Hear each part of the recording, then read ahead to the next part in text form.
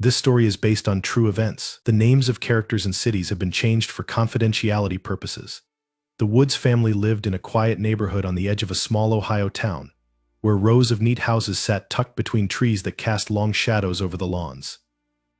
The Woods house was the last one on the street, a modest two-story home with white siding, a red front door, and a cozy feel that stood in stark contrast to what lay inside. The father, Michael Woods, worked as a financial analyst, a reliable figure who took pride in keeping everything organized. Sarah, his wife, worked part-time at a local bakery and was known in the neighborhood for her friendly warmth and homemade treats.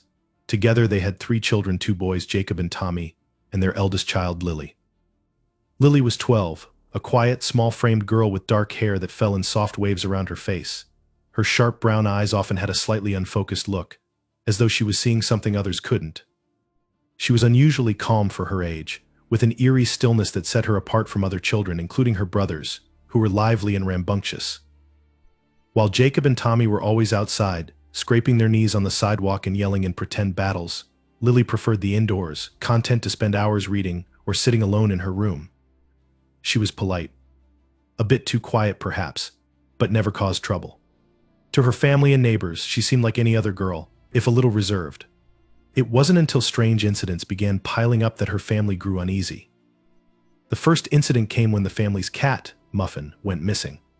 The Woods family had adopted Muffin years ago, a plump, friendly tabby that everyone adored.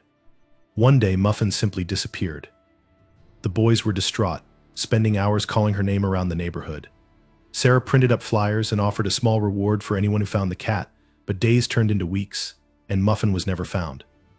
When asked about Muffin's disappearance, Lily had looked away, a faint, unsettling smile tugging at her lips, as she quietly assured her mother, "I'm sure Muffin is still around, somewhere." From that day, the air in the Woods household took on a subtle but ominous tension. At first, her parents dismissed their own discomfort as a natural response to losing a beloved pet. But over time, they noticed other small oddities, each one stranger than the last. It began with Lily's sudden aversion to eating meals with the family. She preferred to eat in her room, explaining that she needed peace and quiet to concentrate. Her parents allowed it, hoping she was simply going through a phase. But Sarah would sometimes find her meals barely touched, or strangely arranged on the plate as though she'd been dissecting them rather than eating. It wasn't just her eating habits that changed. Lily's interests began to shift as well. She had once loved fantasy books and stories about animals, but she grew more fascinated by anatomy, especially books and online videos about the human body. Her parents found her fascination odd but encouraged her curiosity, thinking she might want to pursue science one day. They didn't see her internet history, which was filled with pages about survival cannibalism, morbid true crime stories, and disturbing forums where users discussed dark curiosities. She kept her explorations well hidden, knowing instinctively that these were things her parents would never approve of. One day, Sarah found a strange book under Lily's bed while cleaning her room. It was a heavy volume on anatomy, something far more advanced than what a 12-year-old would usually read, filled with detailed diagrams of organs and muscles. When Sarah asked about it, Lily looked at her with an expression that made her mother uneasy. "I'm just learning about how things work," she had said with a soft smile, her gaze unwavering. There was something too composed in her tone, a confidence that seemed unnatural for her age. She was only 12, Sarah reminded herself, and 12-year-olds were often curious. But something about her daughter's tone haunted her, lingering in her mind long after the conversation ended. Then there was the incident with the family's hamster Nibbles. One afternoon, Jacob found Nibbles dead in his cage, his small body cold and rigid. While it seemed at first that the hamster had died naturally, the boys claimed they'd seen Lily near the cage the night before, whispering to Nibbles. Lily dismissed it with a shrug, telling her parents she was simply saying goodbye because she'd sensed the hamster was sick. She gave them a small, sad smile, a practiced expression that somehow felt empty, almost mocking. As the weeks passed, Lily's behavior continued to change in subtle but disturbing ways. She grew increasingly possessive of her food, snapping at anyone who came near her plate. Sarah once saw her in the kitchen late at night, standing in front of the open fridge, chewing on something. When she asked what Lily was doing, the girl simply looked up with wide, unblinking eyes, a bit of red staining the corner of her mouth. "Just having a midnight snack, Mom," she whispered before turning and walking back to her room, leaving Sarah frozen in the doorway. Despite these troubling signs, Michael dismissed Sarah's concerns as overreactions. "She's a curious kid," he'd say. She's going through a phase, but Sarah couldn't shake the feeling that there was something fundamentally wrong with Lily, something that went beyond the usual growing pains. When she brought it up to her friends, they assured her it was normal for kids to go through dark phases, especially as they neared their teenage years. But no one else saw what Sarah saw: the glances Lily gave her brothers when she thought no one was watching, the way she sometimes lingered over her food as though savoring it too much, the faint smell she'd sometimes catch in Lily's room, metallic and sharp. One evening, Sarah found herself watching Lily as she sat alone at the dining room table, quietly peeling an apple with a precision that seemed unnatural for a child. The way she held the knife, her intense focus, and the slight smile on her lips, it all sent a chill down Sarah's spine. When Lily looked up, catching her mother's gaze, her expression shifted, almost as if she could see the fear in Sarah's eyes, and took pleasure in it. The breaking point came when Michael discovered that several pieces of cutlery, including the sharpest knives, had gone missing from the kitchen. They were nowhere to be found, even after a thorough search of the house. When asked, Lily shrugged and suggested maybe someone hid them for fun. Her innocent tone was betrayed by the slight twitch of her lips, the barely contained amusement in her gaze.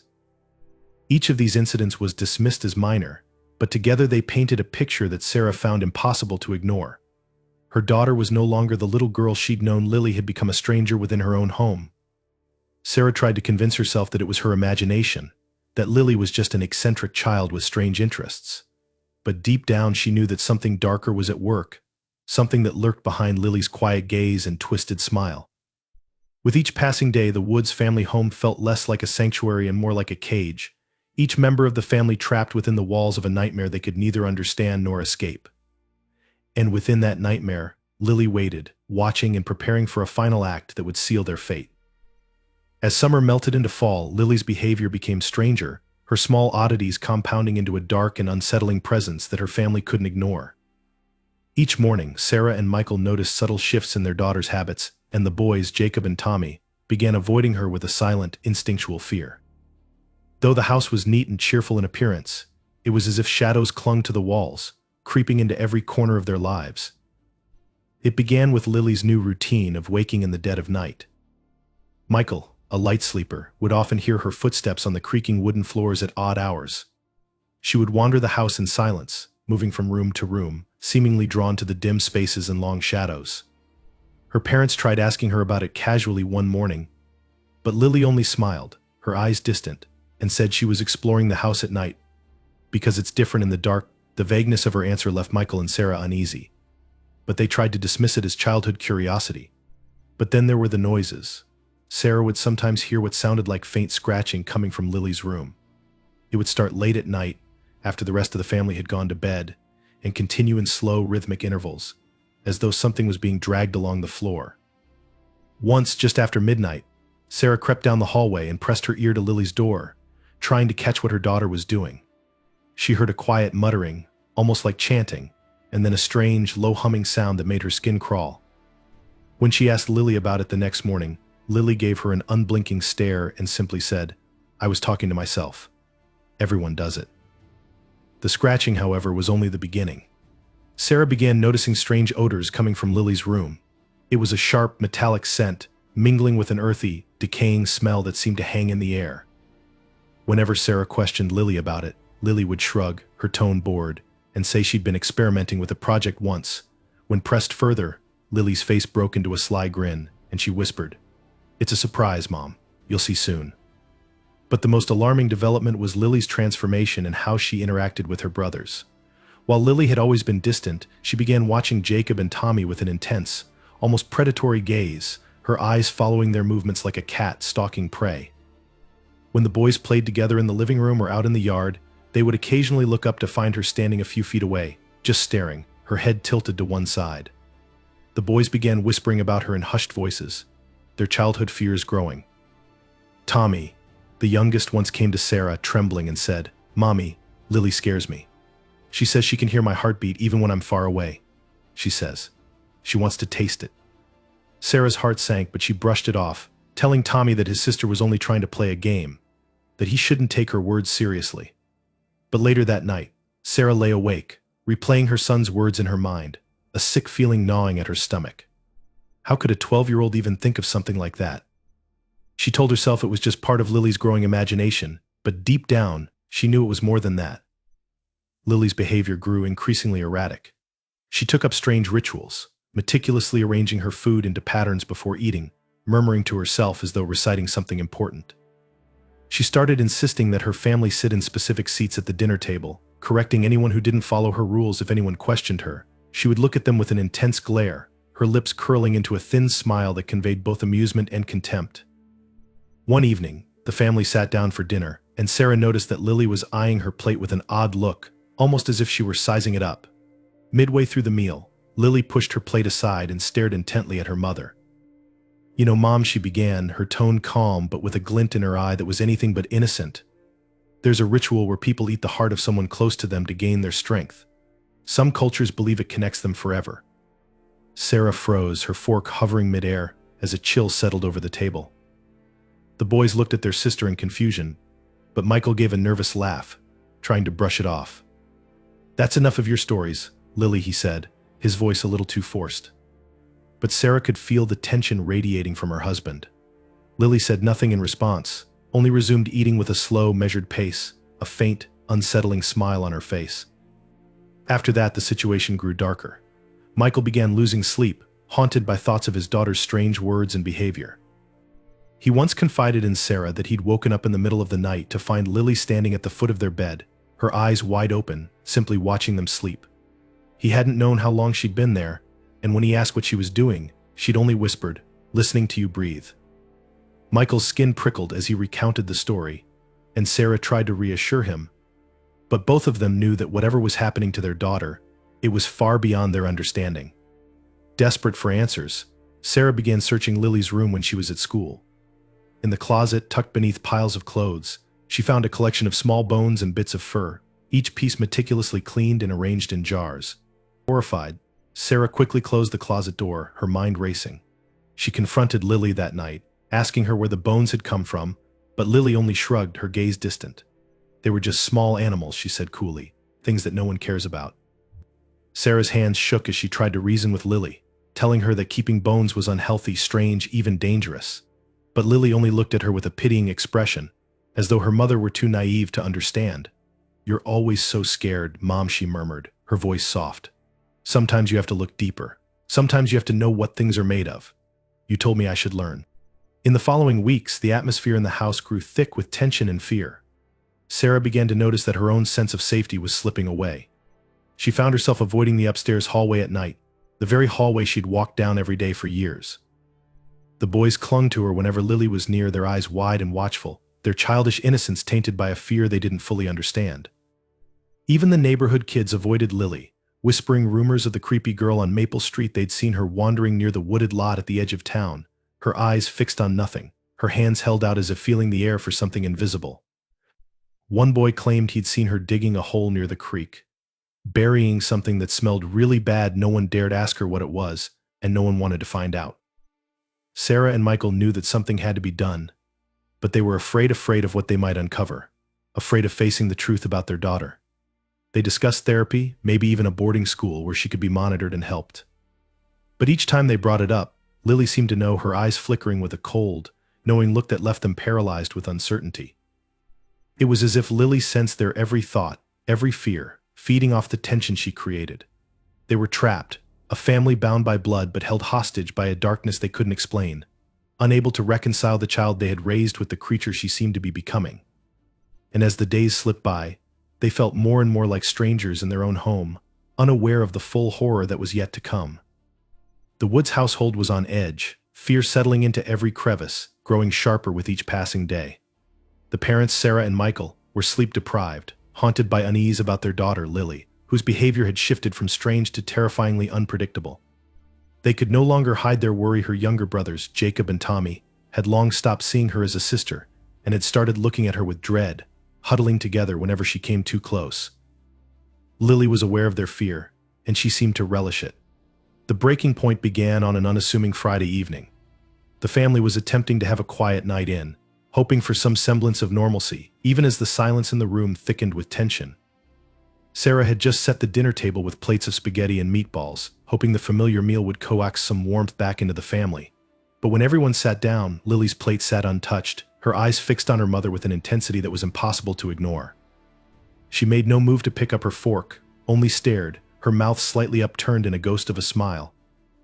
"Lily," Sarah said softly, her voice wavering, "are you going to eat?" Lily continued staring, her expression a mix of amusement and something darker. "I'm not really hungry for that," she replied, her voice low. "I was saving room for something special." An uneasy silence fell over the table. Tommy shifted in his seat, casting a fearful glance at Jacob, who reached under the table to squeeze his brother's hand reassuringly. Michael tried to ease the tension, clearing his throat and attempting a smile. "Come on, Lil, just a few bites, okay? Your mom worked hard on this dinner." But Lily only raised an eyebrow, a glimmer of derision flashing across her face. "Oh, I know. She always works so hard, doesn't she?" Her voice was mocking, with an undercurrent of malice that cut through Michael's forced smile. Then her tone softened, almost tender. "But I'm still waiting.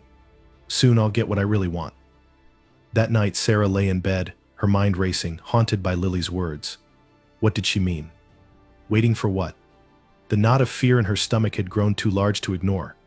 She turned to Michael, who was lying beside her, his face shadowed in the dim light. "We need to do something." "Michael," she whispered, her voice trembling.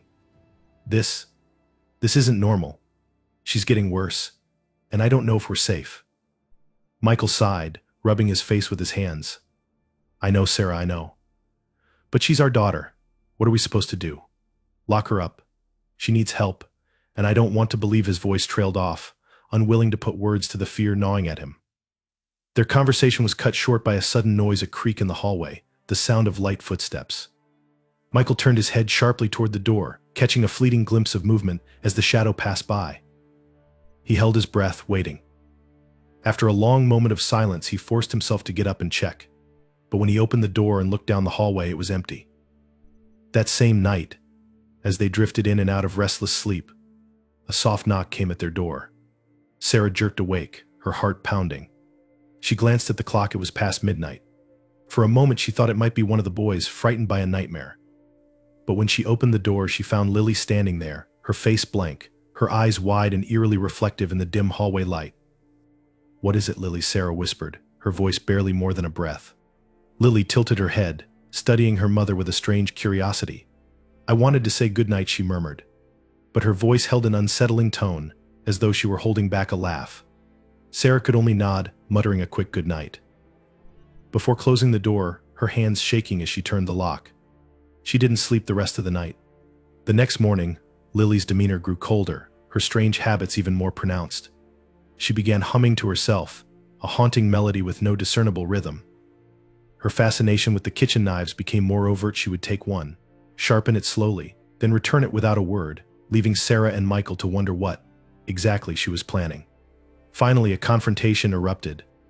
That evening, the family was once again trying to have dinner, and as they all sat down, Michael noticed that the large carving knife, normally kept in the drawer, was missing. His stomach twisted, and he shot a look at Lily, who was silently watching her brothers as they ate, her fingers tapping rhythmically against the edge of the table. "Lily," he said, his voice firmer than usual, "where is the carving knife?" She looked up, her expression blank. "I borrowed it." Why? He pressed, his tone barely hiding his fear. A slow, creeping smile spread across Lily's face. "Because I needed it," she said simply. "It's not ready yet. But soon it will be." Michael felt a wave of nausea wash over him. He pushed his chair back, gripping the edge of the table. "That's it. We're going to get you help, Lily. Tomorrow. No more of this. This nonsense. This behavior." But Lily only laughed, a sound too low and too knowing for a child. "You're too late, Daddy," she whispered. "I don't need help. I just need the right moment." That night, Michael locked all the bedroom doors. He instructed the boys to stay in their room and keep the door closed no matter what. But as the hours crept by, Sarah couldn't ignore the feeling that something terrible was coming. The air was thick with dread, and every small sound felt like a warning. Just after midnight, a piercing scream shattered the silence. Sarah shot up, heart pounding, as she heard one of the boys yelling, his voice laced with terror. She threw herself out of bed, fumbling to unlock her door, with Michael right behind her. They raced down the hall, and when they flung open the boy's door, they found Tommy trembling in bed, his face pale and wet with tears. Jacob was crouched beside him, eyes wide with terror, as they both pointed toward the window. The curtains were blowing in the breeze, the window slightly ajar. "She was there," Jacob stammered, his voice shaking. "She was right outside, looking at us, watching us through the glass." Michael pulled them close, his own fear barely contained as he glanced at Sarah. The realization that their daughter had been lurking outside her brother's window in the dead of night shattered any last illusions they had about the nature of her behavior. She wasn't just troubled, she was dangerous. The breaking point had been reached. They called a therapist first thing in the morning, arranging for a consultation to discuss immediate intervention. But when they sat Lily down that morning and told her about the appointment, her reaction was unexpected. She didn't protest, didn't argue or cry. She simply sat there, watching them with that same unnerving calm. "Fine," she whispered, her voice as soft as a breath. "I'll go. But you should be careful, Mommy. Sometimes things get worse before they get better." Her words chilled Sarah, and as Lily stood and walked away, she realized that there was no turning back.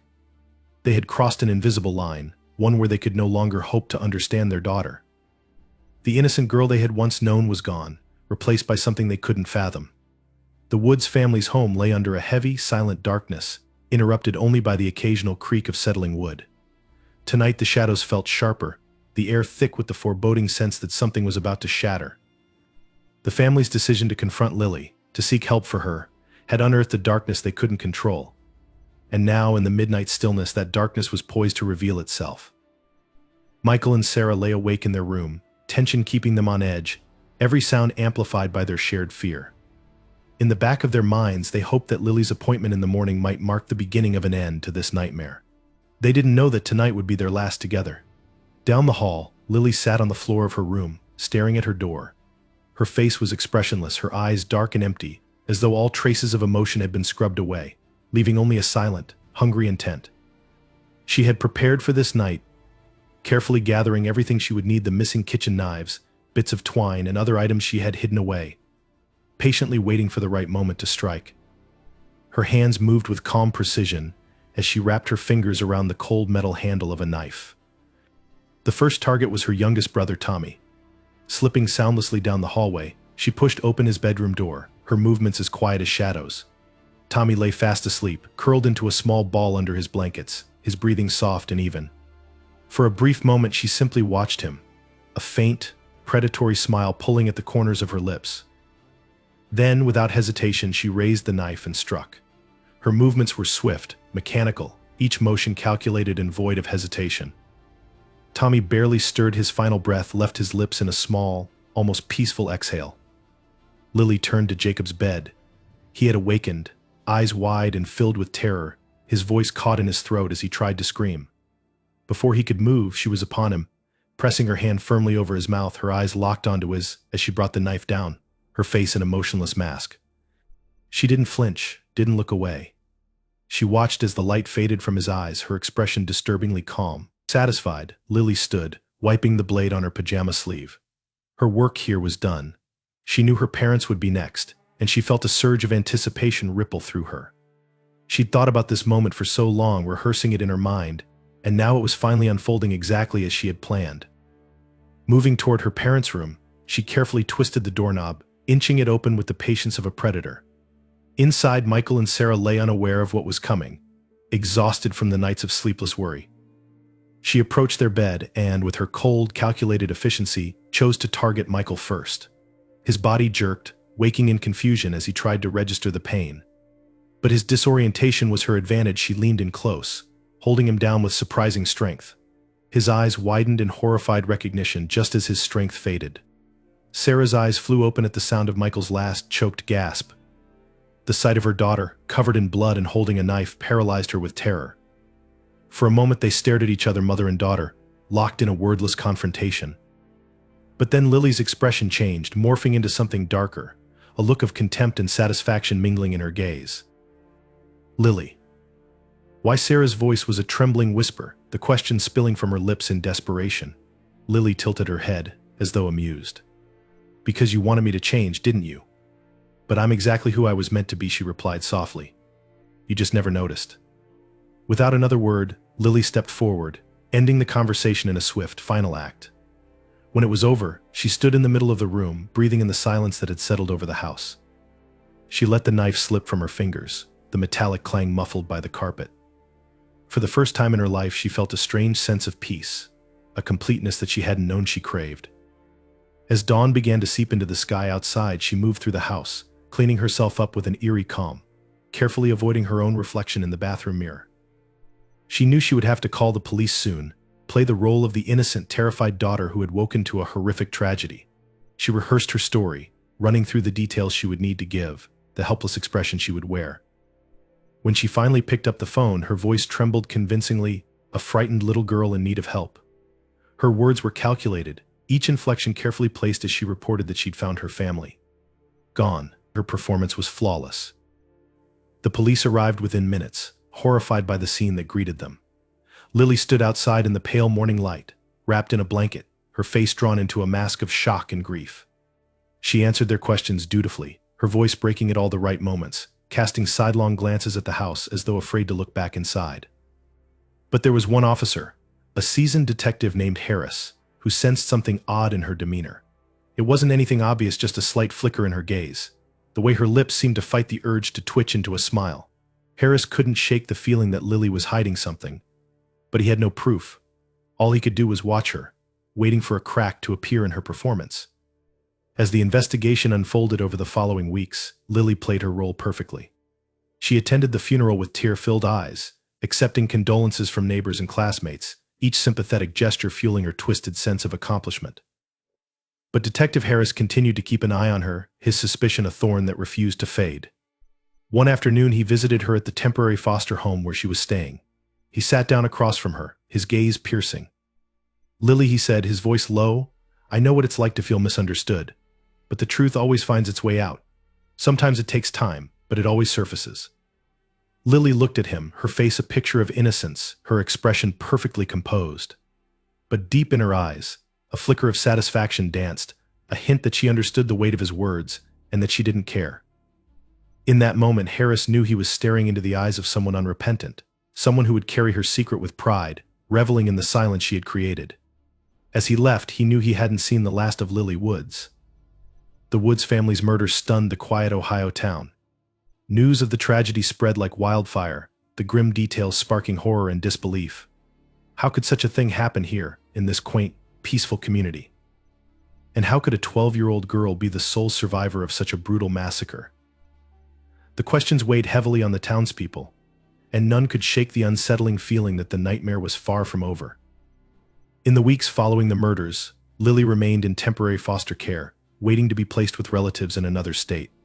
She had quickly become the object of fascination and pity, a poor, tragic girl who had lost everything in a single night. Reporters swarmed, eager for interviews and insights into the Ohio family tragedy, as the media dubbed it. Lily, draped in oversized sweaters and a well-practiced look of innocence, appeared in brief televised statements, her small voice trembling as she recounted the horror of that night. Detective Harris, however, remained unconvinced by her display. Something about Lily's composure had unsettled him from the beginning. He'd spent years observing people's reactions to trauma, seeing firsthand the messiness and unpredictability of grief. But Lily's behavior was unnervingly precise, her sorrow never quite out of place, her trembling always timed to the exact moment when the cameras flashed or a detective's gaze lingered too long. It was as though every part of her grief was staged, rehearsed to perfection. Determined to dig deeper, Harris quietly requested access to the evidence collected from the Woods home, reviewing each item with a meticulous eye. In Lily's room, investigators had found her belongings neatly organized, untouched by the chaos that had overtaken the rest of the house. No signs of struggle. No sign that she had even been disturbed. Yet what struck Harris most were the sketches in Lily's notebooks. Most were childish drawings of animals and imaginary landscapes, but among them, hidden in the pages, were darker images, careful anatomical sketches of bones and organs, as if she had been studying them with intense curiosity. Some sketches even depicted her family members in unsettling poses, their faces drawn in unnatural expressions, as if frozen mid-scream. Harris couldn't shake the feeling that the sketches were more than just a morbid curiosity. They felt like a roadmap, a glimpse into a hidden side of Lily that no one wanted to believe existed. But without concrete evidence linking her to the crime, his suspicions remained speculation. Then, an unexpected lead surfaced. An officer reviewing neighborhood security footage noticed something unusual. A video from a nearby house, recorded hours before the murders, showed Lily calmly walking down the street. She was alone, her expression blank, and in her hands she carried what looked like a large, bulky object wrapped in cloth. Her stride was purposeful, her gaze unwavering. The video showed her disappearing into the woods, only to reappear an hour later, empty-handed. Intrigued, Harris immediately ordered a search of the woods behind the Woods family home. The search team combed the area, eventually uncovering a shallow pit buried under leaves and rocks. Inside, they found a collection of knives, kitchen knives, mostly each one wiped clean but unmistakably belonging to the Woods household. Alongside the knives, carefully wrapped in a cloth, was a family photo. In the image, Lily stood slightly apart from her family, her smile unreadable, a quiet smirk that sent a chill down Harris's spine. The discovery gave weight to Harris's suspicions, but it wasn't enough. Forensics couldn't link the knives to the crime without clear fingerprints or DNA. The case had hit a dead end until another unsettling piece of evidence came to light. Lily's diary, once thought to contain only childish musings, was found to hold a second, hidden section. In faint pencil marks, Lily had detailed unsettling thoughts and plans, fantasies about control, whispers of resentment toward her family, and references to the night everything would change. Her words, chillingly detached, described her family members as obstacles, problems she had considered removing to find the peace she craved. Yet even with the diary, her calm demeanor during questioning made it difficult to pin her down. Harris arranged one final interview, hoping to provoke a reaction that would shatter her carefully maintained facade. Sitting across from her in the cold, gray interview room, he watched her closely, his eyes searching for any slip. "Lily," he began, his voice steady but edged with steel, "we found your drawings. The ones of your family." He paused, letting his words sink in. They looked planned, like you'd thought about this before. Lily didn't flinch, her gaze steady as she met his eyes, a faint smile tugging at her lips. "Maybe they were just drawings," she replied softly. "People like to imagine things that aren't real. You know that, don't you, detective?" Harris felt a chill run down his spine. There was something about her response, something too knowing, too practiced, that left him with no doubt. But he also knew that without a confession or irrefutable evidence, her performance as the innocent survivor would stand. With no further leads, Lily was eventually released into the custody of distant relatives, and the case was reluctantly closed, listed as an unsolved family tragedy. But Harris couldn't let go.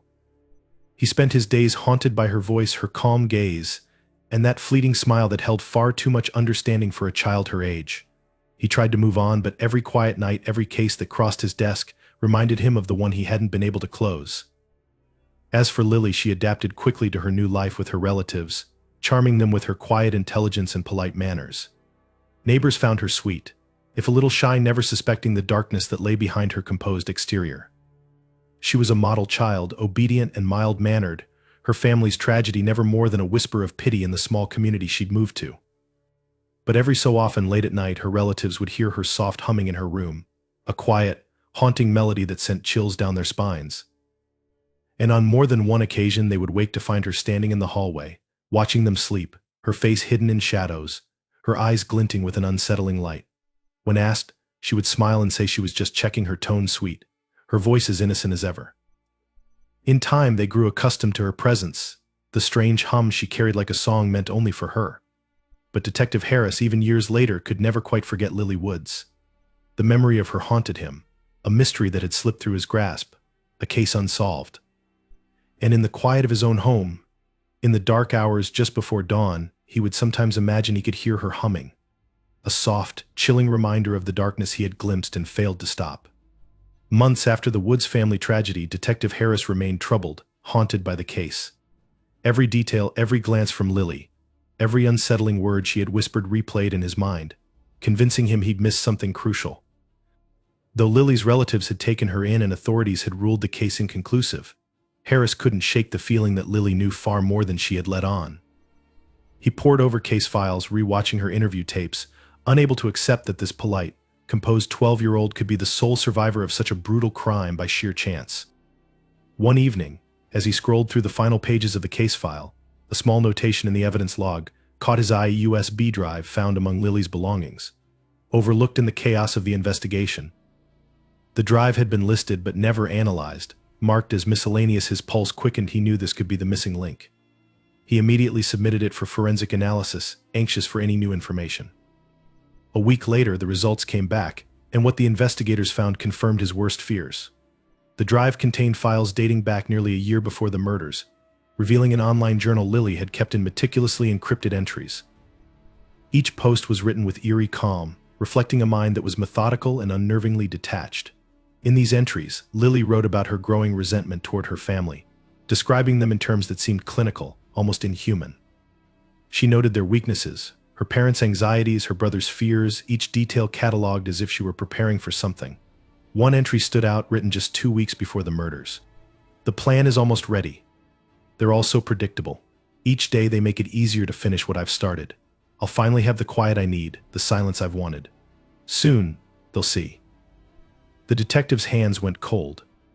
The entries were written in chilling detail, her thoughts revealing the extent of her anger and isolation, mixed with a kind of fascination for control. Lily had planned every step, as if she'd been rehearsing for months.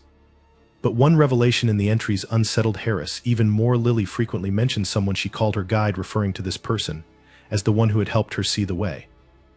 The entries spoke of encrypted messages, late-night chats, and a mysterious mentor who had encouraged her every dark impulse. Following this lead, Harris obtained records of Lily's online activity and traced them to a closed chat room frequented by a group of anonymous users. Through careful investigation, Harris uncovered that one user, under the handle Mothershade, had communicated with Lily in almost daily messages for over a year. The conversations were cryptic, filled with sinister encouragements, coaxing her to think of her family as obstacles to her freedom. Messages like "they'll never understand you, make them listen," and "you deserve peace, no matter the cost" appeared repeatedly. Digging deeper, Harris managed to track down Mothershade's IP address, leading him to an abandoned farmhouse on the outskirts of the county.